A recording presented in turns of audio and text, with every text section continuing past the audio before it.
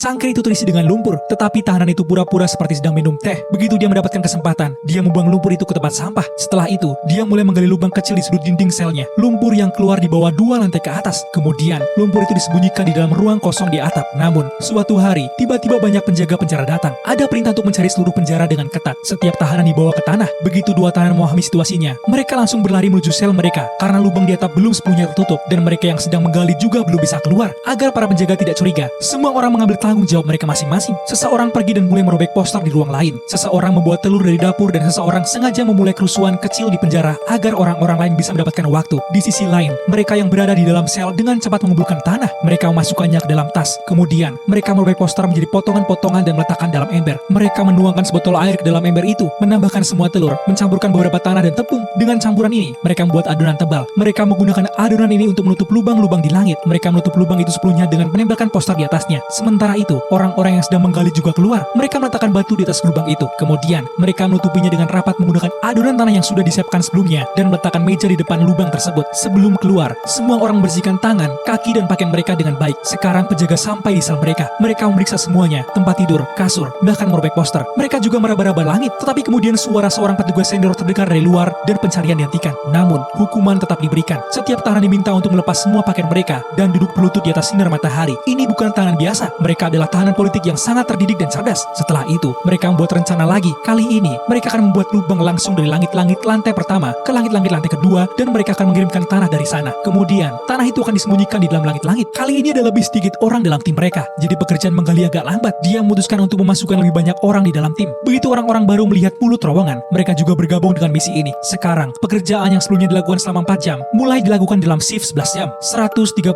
kg tanah mulai dikeluarkan setiap hari. Seorang tahanan dengan latar belakang teknik melakukan pengkabelan untuk memasang lampu di terowongan. Tetapi seiring terowongan semakin dalam, kekurangan oksigen mulai terjadi di dalamnya. Banyak tahanan mulai pingsan. Untuk mengatasi hal ini, seorang pria pergi ke bengkel untuk mendapatkan motor. Dia berjanji akan membawa motor itu saat mereka melarikan diri. Ketika dia mendapatkan motor, dia bertemu keluarganya dan meminta pipa plastik. Dia memasang baling-baling kipas di motor itu dan meletakkannya dalam ember. Kemudian, dia mulai mengirimkan oksigen ke dalam terowongan melalui pipa itu. Setelah sekitar 9 bulan bekerja keras, akhirnya terowongan itu mencapai di luar tembok penjara. Rekan-rekannya menunggu di luar diberi sinyal dengan tinta merah di mulut terowongan. Tetapi tempat ini berjarak 10 meter dari tempat yang sebenarnya. Para penjaga bisa menangkap mereka kapan saja ketika tiba-tiba terjadi guncangan seperti gempa bumi. Para penjaga mulai curiga, tetapi kemudian seorang tahanan yang sengaja melukai kakinya di dalam muncul dengan pincang. Dia mengajak penjaga berbicara santai. Sekarang, setiap beberapa menit, 2 orang diam-diam pergi ke sel terowongan dan masuk dalam terowongan. Tetapi saat itu, berita tentang terowongan sudah menyebar ke seluruh penjara. Setiap tahanan yang terlihat masuk terowongan akan ditarik keluar. Orang-orang yang menunggu di luar memahami bahwa tidak ada waktu lagi. Semua tahanan naik ke bus dan melarikan diri dari penjara.